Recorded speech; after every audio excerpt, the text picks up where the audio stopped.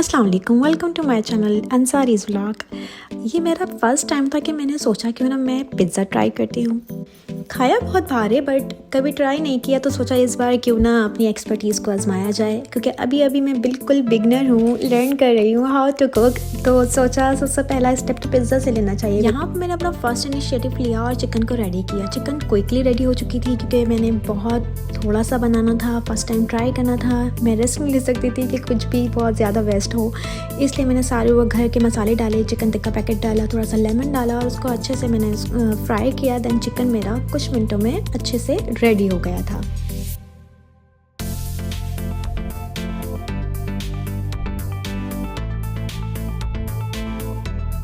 यहाँ मैंने चिकन को एक तरफ किया और सोचा इसी के साथ साथ फ़ौरन से डो भी रेडी कर लेते हैं। अच्छा, सबसे मेन स्टेप तो ये डो रेडी करना होता है। इसकी मेजरमेंट करना और इसके अंदर क्या चीज़ कितनी डलनी है, इसका मुझे कोई आइडिया नहीं था, क्योंकि मैंने अंदाजे से ही मैदा लिया था और फिर अंदाजे से ही सारी चीज़ें कर रही थी। और यहाँ इटली में काफ़ी चीज़ें जो है वो मुख्तलिफ होती हैं। लाइक पाकिस्तान में तो अलग तरह की होती हैं और हमें ईज़िली जो है वो मिल जाती है मार्ट वगैरह से। यहाँ पर भी ईज़िली मिल सकती हैं बट समटाइम्स लैंग्वेज इशू आता है या फिर आपको सर्चिंग करनी पड़ती है और डिफरेंट तरह के ब्रांड्स होते हैं, डिफरेंट चीज़ें होती हैं, तो आप बहुत कंफ्यूज हो जाते हैं। बट इसी तरीके से खमीर के साथ हुआ, वो फूला नहीं। मैंने वीडियो को फॉलो करते हुए पानी में उसको भिगोया, जैसे नॉर्मली हम घर में बनाते हैं तो पानी में हम उसको सॉक कर देते हैं, बट वो फूला नहीं। तो फिर मैंने उसी से आटा गूंद लिया, जो भी पानी था जैसा भी था। बट बहरहाल जब मैंने उसके पैकेट पर पढ़ा तो उसमें लिखा हुआ था कि डायरेक्ट पाउडर आपने जो है वो आटे में मिलाना था।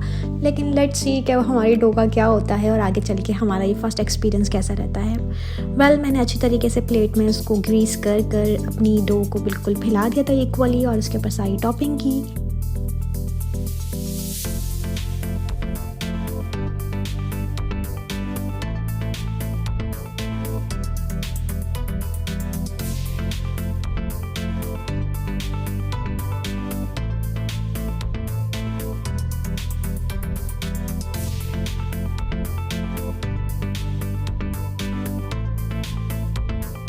यहाँ चिकन बहुत यमी रेडी हुआ था। लिटरली जब मैं इसको टेस्ट कर रही थी मेरा दिल चाह रहा था मैं इसको ऐसे ही खा जाऊँ, मुझसे पिज़्ज़ा का वेट नहीं हो रहा था।